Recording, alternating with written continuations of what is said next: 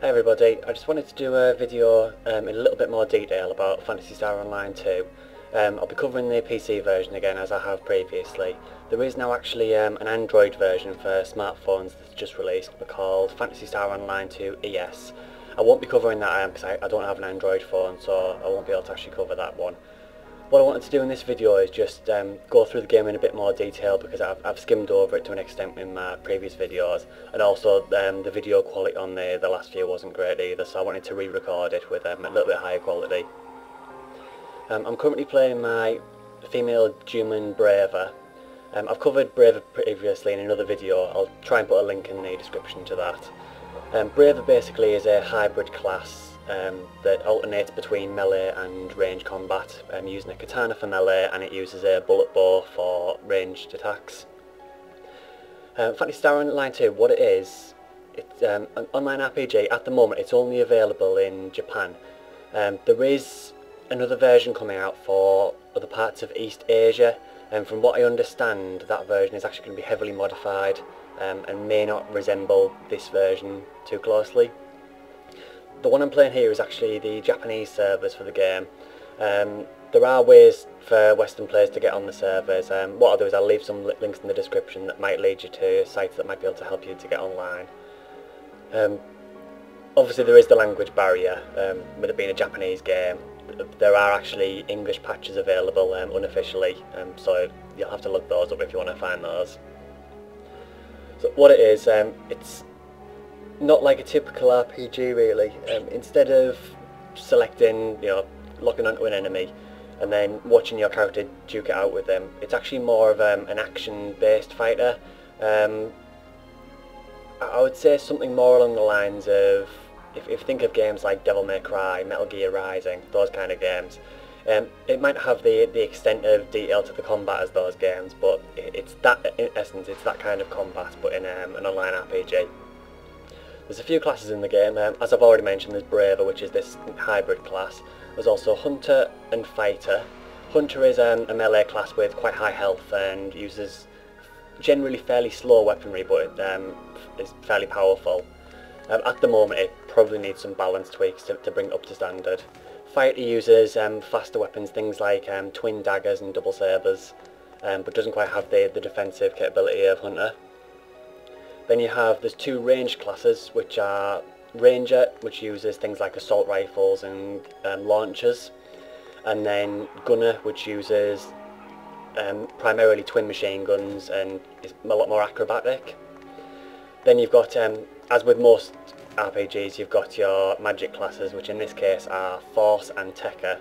Tekka actually has the ability to hold its own in a melee combat as well, whereas Force is a lot more fragile and more used for nuking really. There isn't really a healing class in the game, although Force and Tekka can heal. Due to the nature of how the game is, healing really isn't that effective. You can heal yourself with recovery items anywhere, so for the most part support forces don't really exist. The game basically is about an organisation called ARCs that you're part of, and you're investigating some planets in this system. All the planets are starting to get attacked by these creatures called Darkers, and you're not particularly sure where they're coming from. There is a story mode with the game that unfolds as you go through it, and you find out why exactly the Darkers are showing up and what you need to do to stop them. There are also a lot of free missions in the game and other categories of mission. This I'm running now is just a forest mission, which I'll start running through so you can see what the combat's like. The only goal of this mission is to get to the end and kill the boss. There's also missions like advanced quests, which require a capsule as a requirement to run, but they have generally quite fixed enemy spawns and also some unique drops. There's also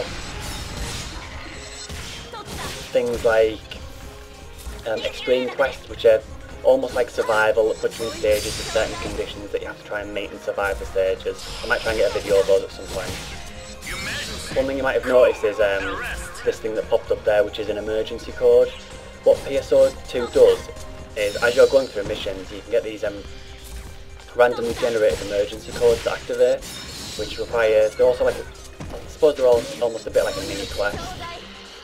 So in this one, for example, which is emergency code arrest, I have to defeat 5 of these enemies with the birds, Nabrapes, before, I think it's before 2 of them manage to escape. But there's a huge variety of different emergency codes, and they happen completely at random. And when you complete them, you can get little bonus items, and you can also get some bonus experience and money as well, so they're worth doing for the most part. There's loads of different types, like I was saying. Some of them just require to kill certain enemies, some of them are more defense-based. For example, there's one where an airship crashes and you have to defend it from enemies until it can fly off again. There's other ones, there's things like destruction codes, which will spawn these darker nests on the map. There can either be a large one called a base, or there's smaller ones called dark irons. And you have to destroy those within a certain time limit, or there's a negative consequence. It'll do things like, if you fail to destroy a base on time, it'll rain poison in that map for the next couple of minutes, which obviously can get a bit annoying.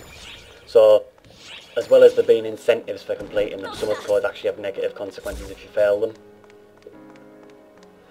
them. All in all, it actually does make the game quite interesting, because you never have 2 runs identical. It depends entirely on the emergency code. And right on cue there, we've actually got another emergency code star. This should be a code attack, I think. Yeah, this is an emergency code attack. All it is, basically, these are darkers. These are, I suppose, like the foot soldiers of the darkers. These are daggans. I just need to keep killing these until I've killed 6 of them. There's no actual negative consequences for this code, though.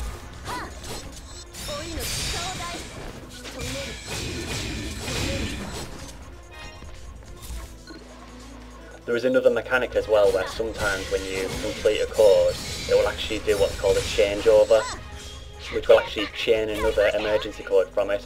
So you might be in the middle of killing those 6 darkers, and instead of it completing like that, it might actually change over into another code. And sometimes you can get things like, it may spawn a boss enemy and it'll change over into what's called a code duel, and you have to defeat the boss. So it can be really interesting sometimes.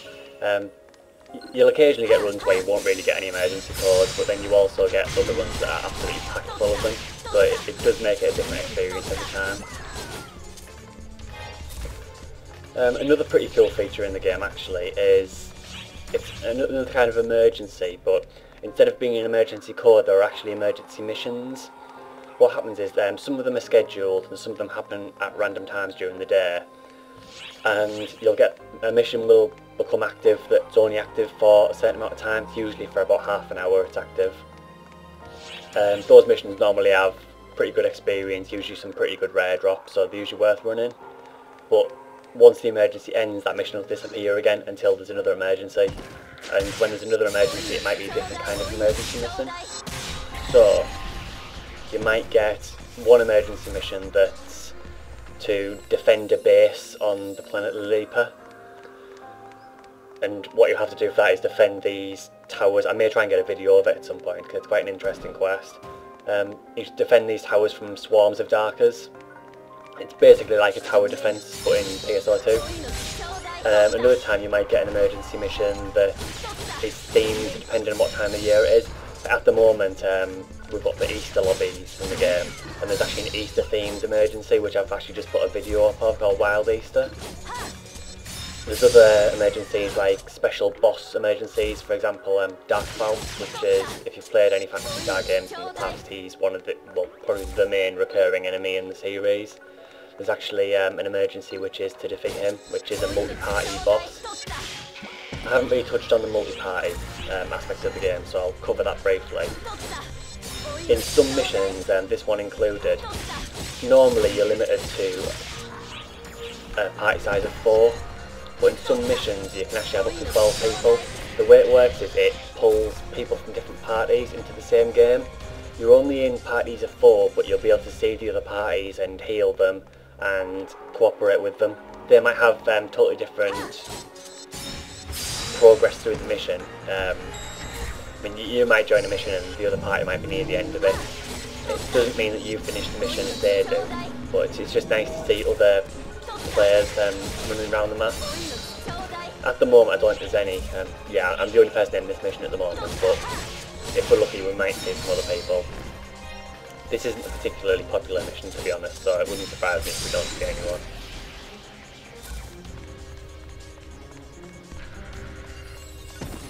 So as you can see, it's fairly fast paced. If you're looking at this and thinking it looks fast paced but it looks pretty easy, you are right to an extent. A lot of the game is fairly lacking in difficulty, is probably the nicest way to put it. The extreme missions can be a bit interesting sometimes with some of the conditions it throws against you, and the base defense mission can sometimes be bad. You know, that can be quite difficult sometimes, but to be honest, that's mainly down to bad parties who don't know how to do the mission. If you get a good party for it, it can be still fairly easy. But to be honest, difficulty has never really been a huge part of Phantasy Star games. They've always at their heart, really, particularly the Phantasy Star Online games, they've always at their heart been sort of story-driven loot fests. If you think of something like Diablo, being realistic, most players who played Diablo probably only played it towards the end to try and get the best gear they could, you know, to run Hell difficulty, or Inferno I suppose in Diablo 3, and to get the best gear. This is fairly the same, really. A lot of your time once you're at a high level will be spent just looking for better gear. The problem is, this is one of the things I don't like about PSO2, is that the drop rates seem a bit strange. What I mean by that is, you'll find yourself running through a mission and you'll seem to get the same rares over and over and over again. Usually not very good rares. I mean, PSO2 uses a star rating system, and the rares start at 7 stars and they go up to, at the moment, up to 12 stars. You'll find that you'll probably get a lot of 7 to 9 star rares, maybe the odd 10 star, but anything higher than that is usually stupidly hard to get, which is fine, but it leads to, because the drop rates for some of the higher stuff are so bad, you find that a lot of people just end up spamming missions that get a lot of money and then just buying them from the player shops rather than hunting them, which I think is a shame, really, because in the original PSO I was always an advocate for hunting my equipment. You know, I spent hundreds, you know, probably thousands of hours in the original PSO hunting some of the rare stuff in the game, like, you know, things like the sealed J sword, if anyone's played that game. You know, the sealed J sword is known as one of the hardest items in the game to get, and you know, I spent, or wasted, depending on how you look at it, about maybe up to 2 years on different versions of PSO trying to find it. But I found it fun to an extent, trying to get this really rare item that not many people had legitimately. I suppose at the end of the day it's just down to bragging rights, but you know, it was something to do. It was quite interesting. Where in PSO2 there's no real incentive to hunt the best stuff, because you just think, well, I'll just spam some of the time attack missions which give really good rewards, then get the money and buy it from someone's player shop instead, which it does spoil the game a bit for me. I do like PSO2 for the most part, but there are a few not so much faults with it, but just maybe design decisions I don't really agree with. I mean, we'll see how the game develops. I mean, Sega do update it fairly regularly, and it has already changed quite a bit since the original release. One thing I will say is that Sega quite often are trying to balance the classes. We're actually going through a spate of balance changes at the moment, because it seems like whenever they add new abilities to the game, which is something I'll touch on shortly, there's nearly always one class that gets made ridiculously overpowered compared to the rest. I think most classes in the game have had a go at being the overpowered one. At the moment, I would say that Braver is pretty strong, and Ranger is particularly strong at the minute. Some of the new Fortinats that Ranger has are ridiculously strong with the changes that have been made. While I'm on the subject of Fortinats, I'll just cover that quickly.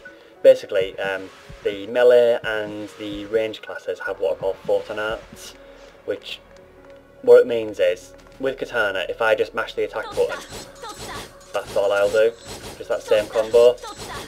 But if you look at the bottom of the screen, there's actually, if you look to the centre and slightly left, there's a symbol of the katana, and that's just my attack button. You can see it lighting up when I'm attacking.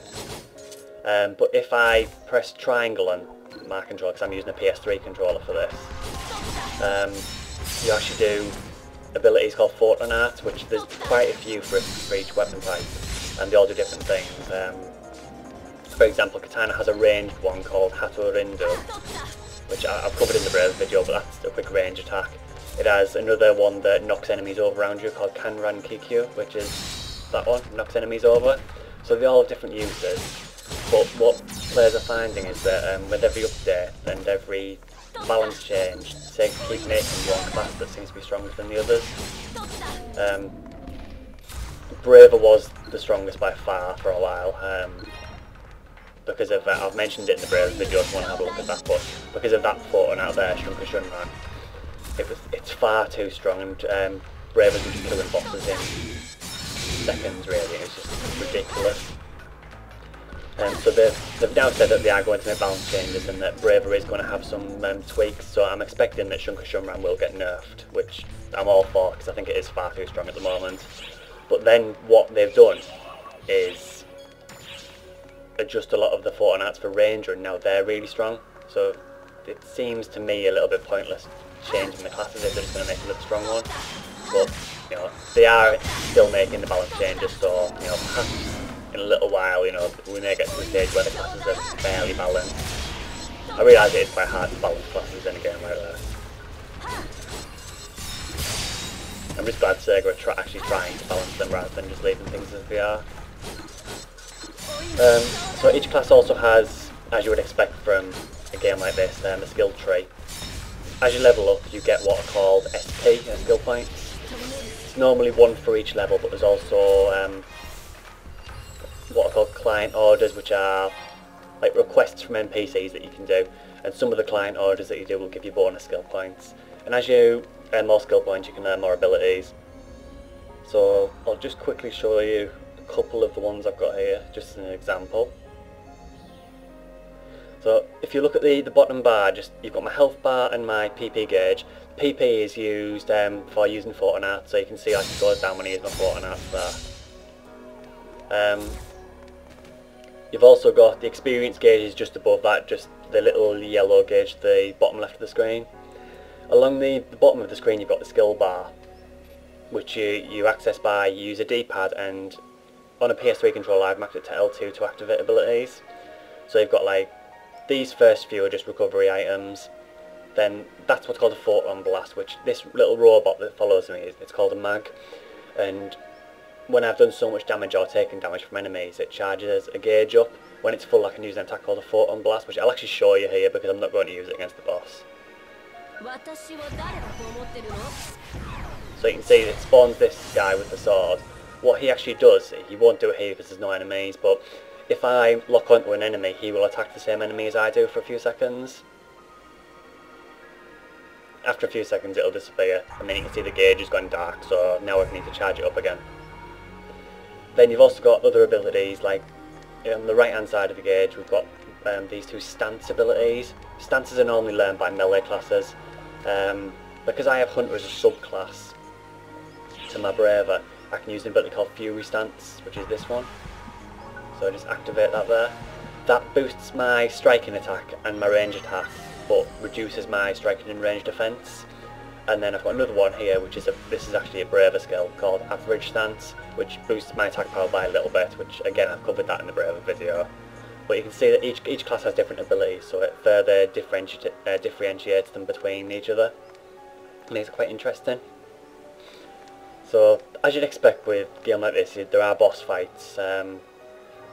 This boss fight should be against a thing called Rock Bear. It's very reminiscent of, it's a bit of a throwback enemy really. If anyone played the original Phantasy Star Online, there was an enemy in Forest called Hildebeer.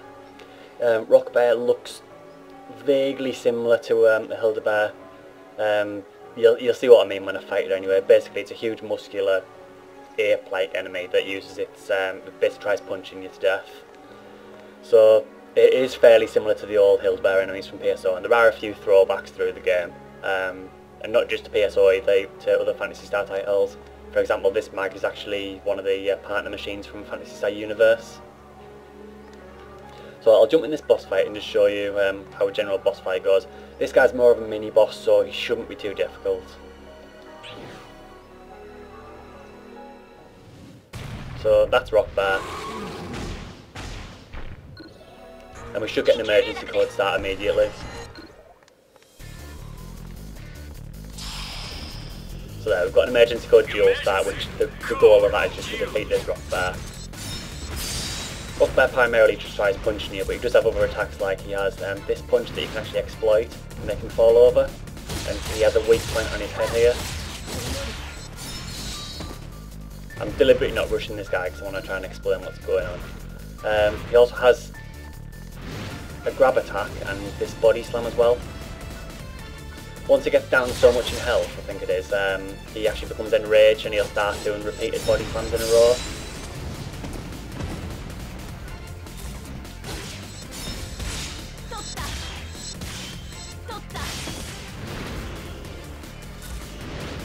So all you do really for Rock Bear is just try and bait that punch so you can get through his weak point easier.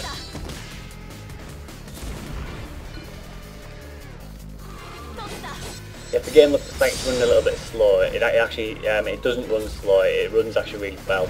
I think it's just because I'm recording this at quite high recording information. Because I'm trying to record and play at the same time, basically it's slowing the game down a little bit. I'm just going to try and get Rock Bear to use one of his other attacks. I normally use it if he's staying in front of him. Not that one. Not that one. He probably won't use it now because I've asked him to.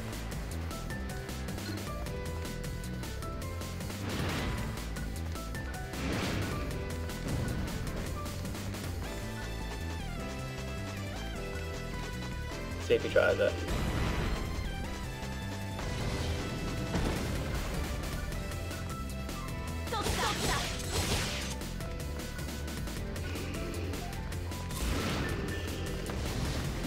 Yeah, he's really not trying to do it at the minute. Basically he has a grab attack where he grabs hold of you and tries to throw on you. It's actually a really strong attack, but it's quite choreographed, so it's quite easy to avoid. That pop-up that you saw there, all that is, it's one of your operators, and basically she's telling you there that the Rock Bear's on about half health. Just that she says something like it's getting weaker, but I think that appears when it's on half health. And she'll probably say it again, I think when it's on about 10%. It is possible to kill this guy much faster. I'm just trying to spread the fight out a little bit so you can see how it goes. That was a terrible use of a healing item there.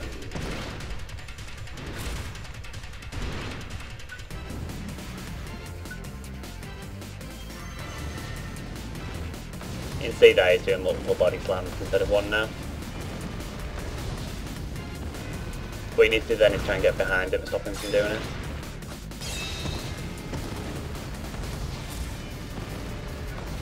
It's really annoying when he just repeatedly does the body slam. That's the grab. So they've defeated Rock Bear. Like I say, he's a pretty easy boss. There are harder bosses than him. He's more of a mini boss, to be honest with you. And yeah, he drops a few items, didn't drop anything rare. And you get some bonus experience and bonus money for completing it. So that's just a quick run through of the Forest 3 mission. I think what I'll do is just see if I need any healing items. I think what I'll do now is I'll show you a quick tour of the Ark's camp ship, which is where the camp ship is more like a hub. From there you can access missions, you can access the skill trees and so on. I'll just show you around this quickly so you get an idea of how the game's set up. I've always liked the futuristic aesthetic of Phantasy Star Online. It's a nice change from the typical sort of medieval style games that you get. I realise it's not the only game that does it either, but yeah, it's just nice to see something different. It'll probably run a little bit laggy in the lobby. I think it's because it's loading in all the character models of all the players. So this is the Ark ship. This is what's called the gate area. So over here there's a counter to start missions. Over here there's some terminals you can use. One's for your storage for your items, and one is where you can access player shops. You can actually sell things in the game to other players. Over here is where you access the skill tree. I'll just show you it quickly. So this is the braver skill tree. So you can see here, like, all the ones that are lit up are the skills that I've learned. Like I say, you earn skill points as you level up, normally 1 per level. You have NPCs all over the place, and any that have a blue speed bubble above their head have client orders for you, which are like tasks that they want you to do. If you go through this teleport here, this is the shop area. We've got a nice Easter themed lobby at the minute, so we've got a rappy breaking out of an Easter egg as the centre lobby piece, which I think is quite nice. That does change throughout the year to different things depending on what time of year it is. I'm not sure what the next one might be. It might just be a generic summer lobby. More NPCs. You've got a large screen over there that shows all sorts on it. At the moment that's just the PSO2 trailer, like the intro movie. It also shows things like trailers for other Sega games. I've also seen when there's an emergency mission announced, it usually shows it on that monitor. I'm just wanting to see what it shows next. Yeah, that's another trailer for PSO2. So you've got some shops over here. These are NPC shops where you buy all things from. And over here is where you strengthen weapons, and also where you identify unidentified rare items. Think of it a little bit like the Scrolls of Identify from Diablo.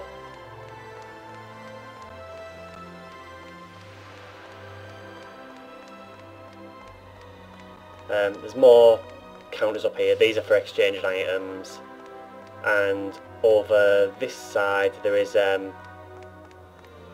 it's actually like a makeover shop where you can change the appearance of your character from there. It is time to touch on something actually. This game, it is free to play. You know, if you go to the Japanese PSO2 website, you can download the game client for free. As you would expect with free to play, there are inverted commas over that. There is what's called the Arts Cash shop, which is this. In here there's loads of items you can buy, but these all cost Arts Cash, which you purchase with real currency. Some of the things aren't too badly priced, but there are some that I feel are a bit too expensive. There is what I suppose you would class as the nearest thing to a subscription, which is what's called the premium set.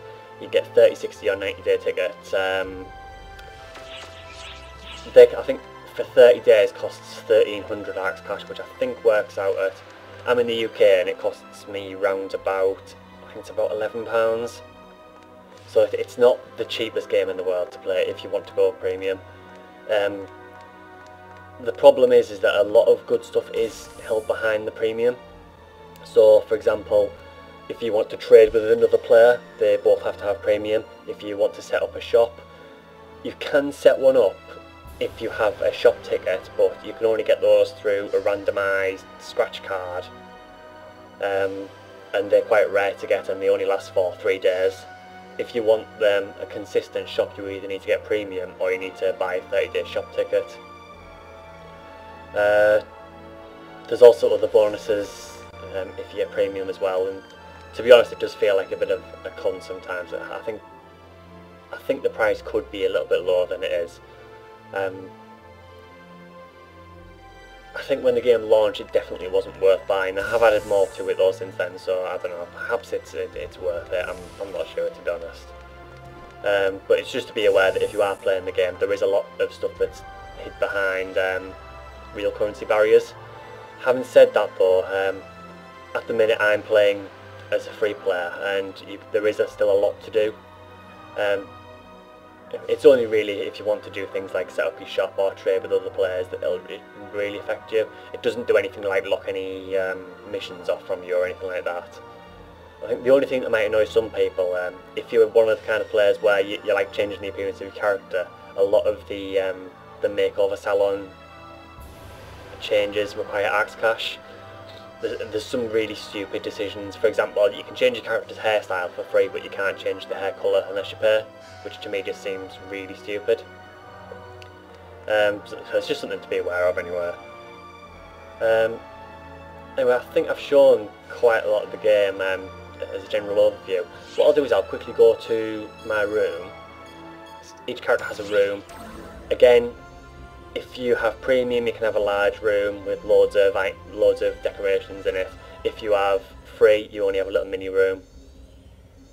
I can't remember what I've got at the minute, because I can't remember if I've used a room ticket.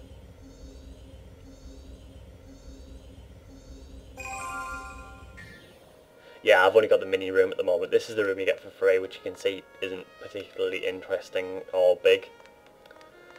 Little balcony, little cityscape view. That can be changed if you have a premium room.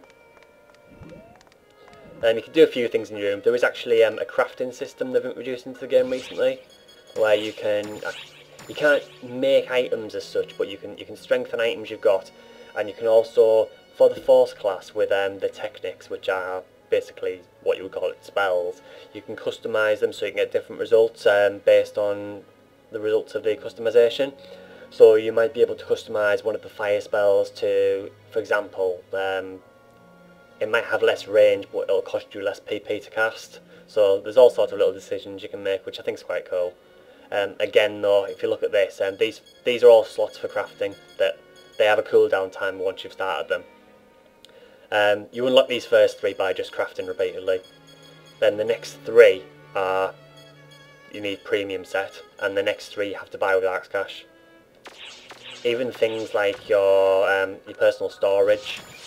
You have a 200 space storage and you have 50 spaces on each character. There are extra storage, but there's a 300 space storage, which is only if you have premium. And then there's 5 more storage, which are 500 spaces each, which are Axe Cash. And they're only temporary storage, they only last for 30 days. After 30 days you need to pay Axe Cash again if you want to keep putting things in storage. Which I really don't like the idea of that. I think that if you're paying for something as trivial as storage, I think it should be a permanent upgrade. Even if the initial buying cost was a little bit higher. So I think that's about all really. That's a pretty brief overview. Like I said, there are several kinds of missions. There's a full-featured story mode, and they are unlocking it over time. So at the minute you can't complete the full story, but you know, as the game goes on, they are adding more stages. The story isn't too bad, but again, you would need an English patch to get the most from that. I think if you would need an English patch for that to understand the written text. Again, though, there are translations. You just need to find them. I'll point you in sort of the right direction. I don't know if it would be against the terms of service anywhere to actually post up where they are. They're easy enough to find anywhere. There's also ARX missions and free missions, which are similar to what I've just ran then. There's extreme missions, which I've already mentioned, advanced quests, which I've already mentioned, emergencies. I think that's about it really. You occasionally get limited missions that show up for a short amount of time. For example, like time attacks for qualifiers for regional events in Japan, but they'll add it onto the server so you can still run it. You get the odd thing like that, but for the most part, what you see is what you get. So my thoughts on PSO2, just to close out. Would I recommend PSO2 to anyone who hasn't played a Phantasy Star game before? Yes. I think it's a very solid game. Combat's pretty fun. I'm not a huge fan of the Ranger class myself, just because I just don't really find it that interesting myself. But that's a personal opinion rather than anything else. But I found the combat's fun. There's a big variety of missions. You can customise your character really detailed. There's all sorts you can do to customise. The clothes are fully customisable as well. All kinds of different outfits. there's a huge variety of rare weapons and items to find. So I think, yeah, it is a good game in that regard. Would I recommend it to anyone who has played the original PSO? I think it's worth giving it a try. I think a lot of the die-hard PSO players will, to be honest, prefer the original. The original, it's probably nostalgia, but I think a lot of players of the original do have a bit of a special place for that and do hold it in high regard, where PSO2 just doesn't feel as well thought out. It is still a fun game, it's just I think there are ways it could be improved, but that's not for me to say. That's for the community and Sega to work on and to try and improve things over time. It's I'm not going to lie, it's not anything revolutionary, but at the same time it is one of not that many games that has a combat system like this, as opposed to just watching combat like a lot of MMOs do. So I think that if you want to play this, you should definitely give it a try. Like I say, it is free to play, so there's no cost involved with at least giving it a shot. There was a Western release planned, but we haven't heard anything on that for months and months really. And I've mentioned it before, but I think at this point it's very safe to assume that PSO2 is not going to release in the West. I just don't think there would be the sales for it, to be honest, to justify it, and I think that's why Sega are not commenting on it. I mean, even the last Phantasy Star game, Phantasy Star Universe, that was not very popular, particularly towards the end. The servers were really desolated, there was barely anyone playing, so I think it's just a case of that they can't justify bringing it to the West, with the costs involved in translation and so on. So if you do want to try the game, I would really recommend just trying the Japanese version instead. Save yourself the time, and I honestly don't think it's ever going to release in the West. So I think I'll wrap things up there. I'll try and put up some more PSO2 videos over time, and hopefully in a bit higher quality than the old videos. Now I've finally figured out how to get things in a bit higher quality. So I'll wrap things up there. If you've got any questions or anything, just leave them in the comments. And if you've enjoyed the video, I'd appreciate it if you leave a like, but that's up to you. So thanks for watching, and hopefully I'll see you in the next video.